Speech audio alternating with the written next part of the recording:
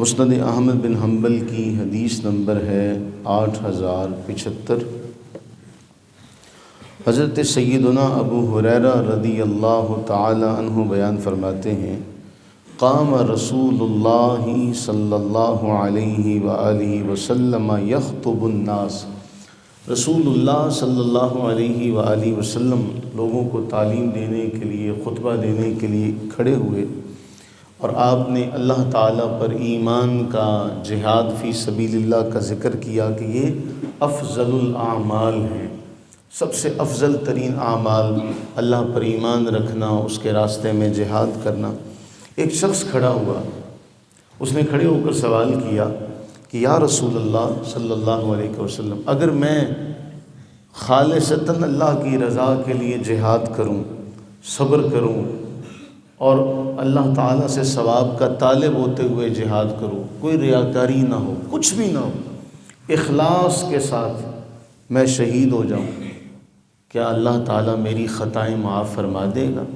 اللہ کے نبی سرور عالم صلی اللہ علیہ وسلم نے جواب دیا کہ ہاں، اگر تو صبر کرتے ہوئے دکھلاوا نہ کرے اور اللہ تعالیٰ کی رضا کے لیے اپنی جان اللہ کے راستے میں قربان کرے، جہاد فی سبیل اللہ میں، تو اللہ تعالیٰ تیری خطائیں معاف فرما دے گا۔ اس نے پھر یہی سوال کیا، آپ نے پھر یہی جواب دیا، اس نے پھر یہی سوال کیا، آپ نے پھر یہی جواب دیا۔ جب اس نے تیسری بار سوال کیا تو آپ علیہ السلام نے فرمایا، ہاں یاد رکھنا، جو قرض ہے وہ معاف نہیں ہوگا، جو قرض ہے وہ معاف نہیں ہوگا، وہ اپنی جگہ پر رہے گا۔ فرمایا یہ ابھی ابھی جبریل نے مجھے بتایا ہے۔ یہ حدیث کا ٹکڑا بہت ہے، میں فَإِنَّ جِبْرِيلَ سَارَّنِي بِذَلِكَ، جبریل نے ابھی ابھی میرے کان میں یہ بات بتائی۔ تو اس سے ہمارا عقیدہ اور پختہ ہو گیا کہ اللہ تعالیٰ جتنا علم چاہتا ہے محبوب کریم علیہ السلام کو عطا فرما دیتا ہے۔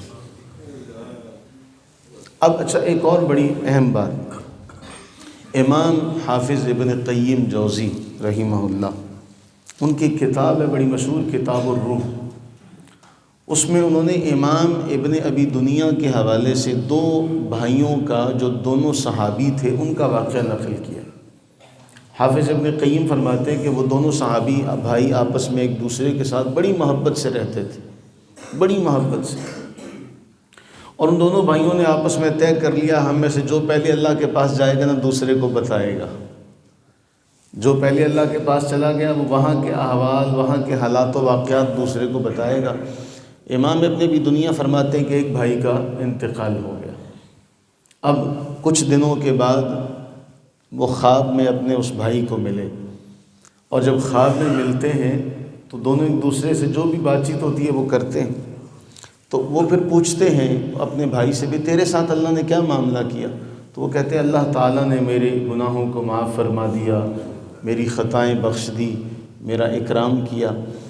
تو یہاں گردن پر ایک نشان دیکھتے ہیں، اپنے بھائی کی گردن پر، تو وہ پوچھتے ہیں کہ بھائی یہ نشان کیسا ہے؟ تو وہ کہتے ہیں جی میں نے ایک یہودی کا 10 درہم قرض دینا تھا، یہ اس کا نشان ہے۔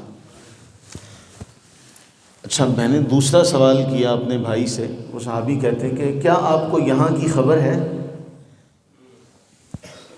کیا آپ کے پیچھے جو کچھ ہو رہا ہے کیا آپ کو اس کی خبر ہے؟ کہتے ہیں ہاں ہمیں خبر ہے، کچھ دن پہلے ہمارے گھر میں آنے جانے والی ایک بلی فوت ہو گئی تھی، ہمیں اس کا بھی پتہ ہے، ہمیں اس کا بھی پتہ ہے، اور کچھ دنوں کے بعد میری بیٹی بیمار ہے، اور امام ابن قیم جوزی نے دن بھی لکھے ہیں کہ 6 دن کے بعد اس کا انتقال ہو جائے گا۔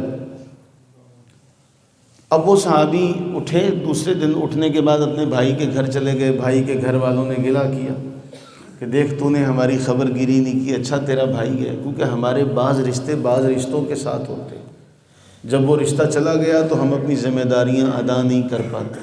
یہ بھی ان کو خبر ہے، یہ بھی انہیں پتہ ہے، تو وہ اب جس کو گھر کی بلی کا پتہ اسے باقی معاملات کا نہیں پتہ ہو، تو اب انہوں گھر والوں نے گلہ کیا، کہا اچھا چلو باتیں چھوڑتے ہیں، کچھ کام کی بات کرتے ہیں جو مجھے خواب میں بتائی گئی، تصدیق تو کروں کہ خواب سچا بھی ہے کہ وہ ایویں ہی کوئی بات تھی۔ وہ یہودی کو بلایا، یہودی کو بلا کے کہا کہ تیرا قرض بھی تھا کوئی بھائی پر؟ وہ کہتے ہیں ہاں میرا قرض بھی تھا لیکن میں نے معاف کر دیا، چلو اب فوت ہو گیا وہ. تو وہ کہتے ہیں آخر کتنا تھا یہ تو بتا. تو وہ کہنے لگا 10 درہم. وہ کہتے پہلی بات سچی ہو گئی کہ بھائی نے بھی 10 بتایا تھا، یہودی نے بھی 10 بتایا، اور پھر بھائی نے یہ بھی بتایا تھا کہ کہاں پیسے پڑے ہیں وہاں سے لے لو اور اس کا قرضہ ادا کر دو. تو میں نے وہ گھر کی چھت میں سینگ تھا اس کو اتروایا تو اس میں وہ 10 درہم تھے جو میں نے اس کو قرضہ دے دیا. پھر میں نے گھر والوں سے پوچھا کیا کوئی گھر میں کوئی واقعہ بھی ہوا ہے، کوئی انہونی سی کوئی بات بھی ہوئی ہے، کوئی واقعہ بھی ایسا ہوا؟ وہ کہنے لگے ہاں کوئی خاص تو نہیں لیکن ہاں ہمارے گھر میں بلی آتی جاتی تھی وہ مر گئی ہے. کہتے ہیں دوسری بات بھی سچی ہوگی. تو میں نے کہا میری بھتیجی کہاں ہے؟ کہا وہ کھیل رہی ہے. تو میں نے کہا اسے بلاؤ. تو جب اسے بلایا گیا تو میں نے کہا دیکھا تو اس کا جسم گرم تھا. تو میں نے اس کے بھائی کے گھر والوں کو کہا اس کا خیال رکھو، اس کی اچھی طرح سے خبر لو، اس کی خاطر مدارت کرو. اور 6 دن کے بعد وہ بھتیجی بھی فوت ہو گئی. اب یہ حافظ ابن قیم جوزی پتہ ہے کون ہے؟ اہل حدیث علماء انہیں سب سے بڑا اپنا امام اور پیشوا مانتے ہیں. حافظ ابن قیم نے اس روایت کو اپنی کتاب میں نقل کیا. اب اس سے بہت ساری باتیں ثابت ہوتی ہیں کہ ایک بڑی شان والا ہو تو مرنے کے بعد آ کر کسی کو مل بھی سکتا ہے.